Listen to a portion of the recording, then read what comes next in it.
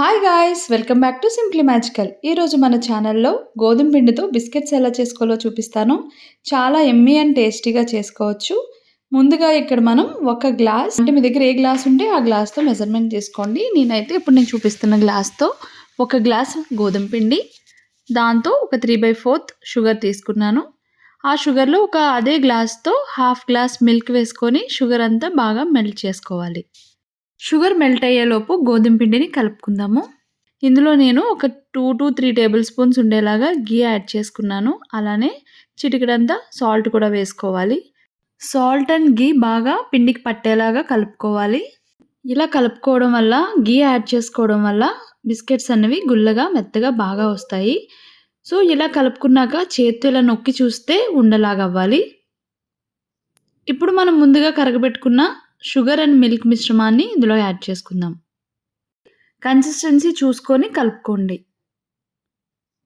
So sugar పాకం వేయడం వల్ల కొంచెం గట్టిగా ఉంటుంది. కొంచెం ప్రెషర్ పెట్టే దీన్ని కలుపుకోవాల్సి వస్తుంది. చూసారు కదా, మరీ గట్టిగా కాకుండా మరీ మెత్తగా కాకుండా ఇలా చేసుకోవాలి. చపాతీ ముద్దలాగా ఇలా చపాతీ ముద్దలా చేసుకొని చపాతీ చేసుకోవాలి. ఇలా ఫోల్డ్ చేసుకొని చేసుకుంటే లోపల లేయర్స్ వచ్చి గుల్లగా బాగుంటాయి. సో ఇలా చేసుకున్నాక ఎక్స్ట్రా వచ్చిన కార్నర్స్ అన్నీ నైఫ్‌తో ఇలా కట్ చేసుకోవాలి. మీకు నచ్చిన షేప్‌లో కట్ చేసుకోవచ్చు. ఇక్కడ నేను క్యూబ్ షేప్‌లో చేసుకున్నాను. ఇది చాలా ఈజీ రెసిపీ. వితిన్ 20 మినిట్స్‌లోనే మీరు చేసుకోవచ్చు. ఈవినింగ్ మీ పిల్లలకి స్నాక్స్‌లా చేసిస్తే చాలా ఇష్టంగా తింటారు. సో చూసారు కదా, ఇలా క్యూబ్స్‌లా కట్ చేసుకున్నాక వీటిని అన్నిటిని ఒక్కొక్కటిగా కొన్ని వేసి ఆయిల్‌లో డీప్ ఫ్రై చేసుకోవడమే. ఈ మాత్రం థిక్‌నెస్ ఉండేలాగా కట్ చేసుకోండి. మరీ పల్చగా అయిపోతే మీకు లోపల లేయర్స్ రాకుండా గుల్ల లేకుండా వస్తాయి. గట్టిగా ఉంటాయి. సో ఈ కన్సిస్టెన్సీ అండ్ ఈ థిక్‌నెస్ ఉండేలా చూసుకోవాలి.